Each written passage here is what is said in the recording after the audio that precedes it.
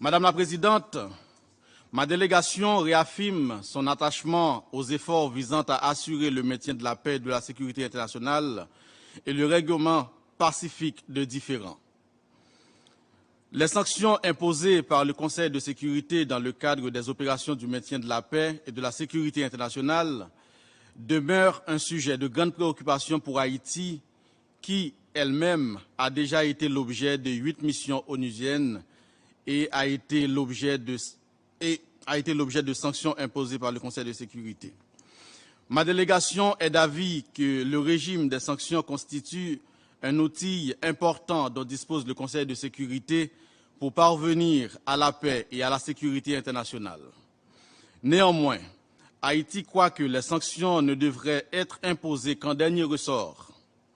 Elles doivent s'inscrire dans une approche holistique de la recherche et du maintien de la paix et de la sécurité internationale dans le strict respect des prescrits de la Charte des Nations Unies, notamment en cas de rupture de la paix ou d'un acte d'agression. Ainsi, nous devons éviter toute imposition de loi et d'autres mesures économiques contraignantes à l'égard des pays, notamment en développement, y compris des sanctions unilatérales qui sont contraires à l'esprit de la Charte des Nations Unies et des principes fondamentaux du droit international. Ma délégation appelle à une application de bonne foi des sanctions. À cet effet, nous devons éviter tout usage détourné des mécanismes onusiens au profit des intérêts de certaines puissances. Madame la Présidente, nous apprécions le fait que le rapport en débat aujourd'hui consacre tout un chapitre à la notion de règlement pacifique des différends. Nous prenons note du résumé du débat relatif au sous-thème intitulé « Échange d'informations sur les pratiques des États en matière de recours à l'arbitrage ». Cette synthèse met en évidence les points de vue des différentes délégations relatives à la question de l'arbitrage. Ma délégation apporte son plein soutien aux efforts visant à promouvoir le règlement pacifique des différends sur la base des dispositions du droit international et de la Charte des Nations Unies. Nous apportons une attention particulière au répertoire des pratiques des organes des Nations Unies et le répertoire de la pratique du Conseil de sécurité.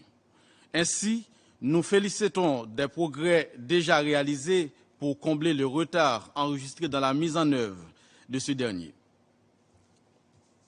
Madame la Présidente, ma délégation voudrait profiter de ce point de l'ordre du jour pour formuler une remarque relative à la Charte des Nations Unies qui mérite votre attention.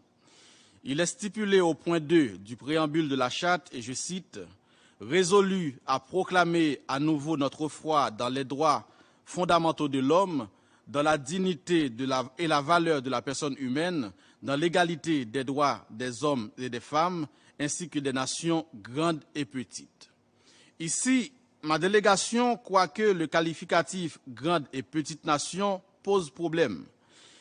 Il porte à confusion et ne reflète pas les valeurs de l'égalité, de l'égale souveraineté des États prononcées par les États-Unis, prônées par les Nations Unies plutôt. En effet, une nation désigne tout simplement un peuple vivant sur un même territoire, et contrairement à un pays qui est une désignation géographique ou un État qui renvoie à des institutions fonctionnant sur un territoire. Il s'agit d'une communauté de mémoire et de mythes partagés, une culture commune, un lien d'origine historique et une unité économique. Il n'y a donc pas encore une définition juridique du concept de nation. Jusqu'à présent, son usage dans les relations internationales renvoie à un État souverain tout simplement.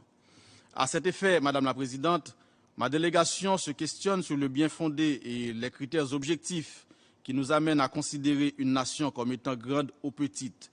Est-ce en fonction de son histoire, de sa puissance économique et militaire, de sa taille et démographique, de sa dimension géographique ou autre?